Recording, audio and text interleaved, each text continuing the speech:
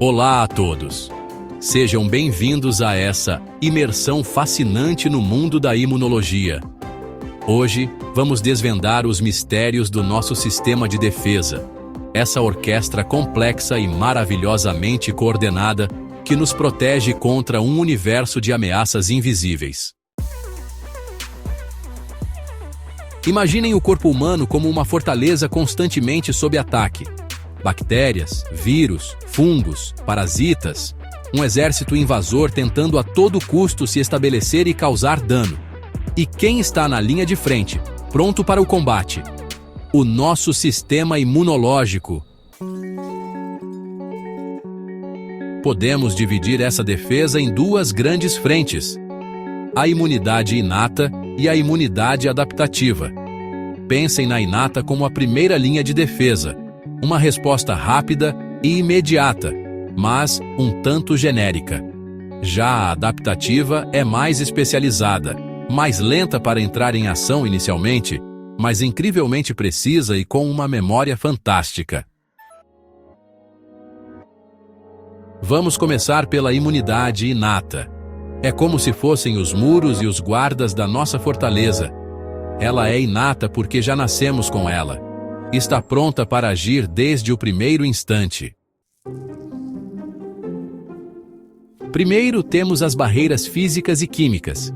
A pele, por exemplo, é uma barreira física formidável, impedindo a entrada da maioria dos invasores. As mucosas, que revestem o trato respiratório e digestório, também são barreiras importantes, produzindo muco que aprisiona os micro-organismos.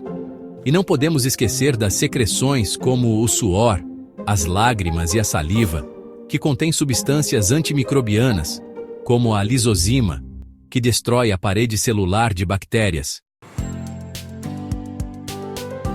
Mas, se algum invasor consegue romper essas barreiras iniciais, entra em cena a imunidade inata celular e humoral. Aqui temos diversos tipos de células, verdadeiros soldados inatos. Os fagócitos, como os macrófagos e neutrófilos, são células comedoras de micróbios. Eles englobam e destroem os invasores em um processo chamado fagocitose. Os neutrófilos, em particular, são recrutados rapidamente para o local da infecção, sendo os primeiros a chegar em grande número. E como eles sabem que tem algo errado? Através de receptores de reconhecimento de padrões, ou PRRs. Esses receptores reconhecem padrões moleculares associados a patógenos, chamados PAMPs, que são estruturas comuns a muitos micro-organismos, mas ausentes nas nossas células saudáveis. É como se os PRRs fossem alarmes que disparam ao detectar um cheiro estranho, indicando a presença de um invasor. Quando os PRRs são ativados, desencadeiam uma série de respostas, incluindo a inflamação. A inflamação é uma resposta protetora fundamental, caracterizada por vermelhidão, calor, inchaço e dor. Esses sinais são resultado da liberação de mediadores inflamatórios, como as citoquinas e quimiocinas. As quimiocinas, em especial, atuam como sinais de chamado para atrair mais células de defesa, principalmente os neutrófilos, para o local da infecção. Os neutrófilos migram dos vasos sanguíneos para o tecido infectado em um processo complexo, guiados por esses sinais químicos. Agora, vamos dar um salto para a imunidade adaptativa. Essa resposta é mais lenta para iniciar, levando alguns dias, mas é incrivelmente específica e gera memória imunológica, a chave para a proteção a longo prazo. As células centrais da imunidade adaptativa são os linfócitos, linfócitos T e linfócitos B.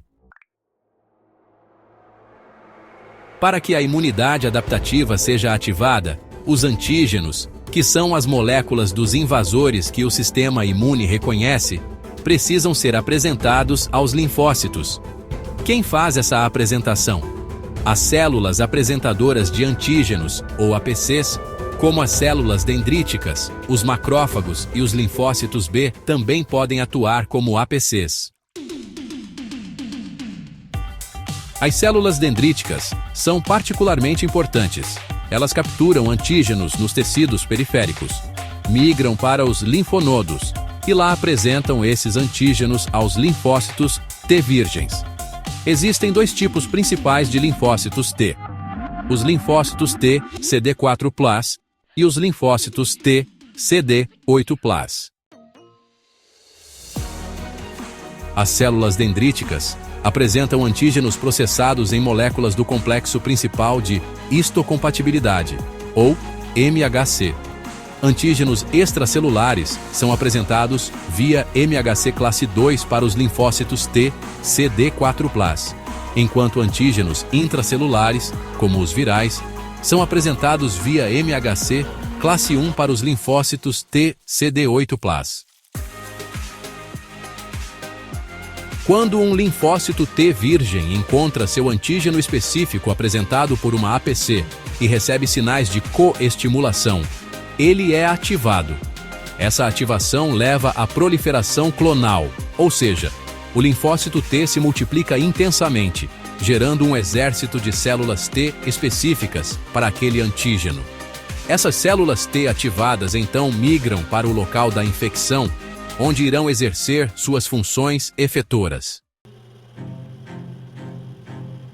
Os linfócitos T CD8+ se tornam linfócitos T citotóxicos, ou CTLs. Eles reconhecem células infectadas como células infectadas por vírus ou células tumorais e as destroem diretamente, induzindo a apoptose, que é a morte celular programada. Já os linfócitos T CD4+ se diferenciam em diferentes subtipos, sendo os mais importantes os linfócitos T auxiliares, ou TH. Os linfócitos TH ajudam outras células do sistema imune. Um tipo importante de linfócito TH é o TH2, que auxilia os linfócitos B. Os linfócitos B, por sua vez, são os responsáveis pela resposta humoral, que é a produção de anticorpos. Os linfócitos B também podem atuar como APCs, apresentando antígenos para os linfócitos T, CD4+, TH2 nos linfonodos. Essa interação é crucial para a ativação dos linfócitos B. Quando ativados, os linfócitos B também proliferam e se diferenciam em plasmócitos, as fábricas de anticorpos. Inicialmente, os anticorpos produzidos são da classe IgM, que é um anticorpo de fase aguda, indicando uma resposta primária recente. Com a ajuda dos linfócitos TH2, os linfócitos B sofrem troca de isotipo, passando a produzir outras classes de anticorpos, como IgG, IgA e IgE.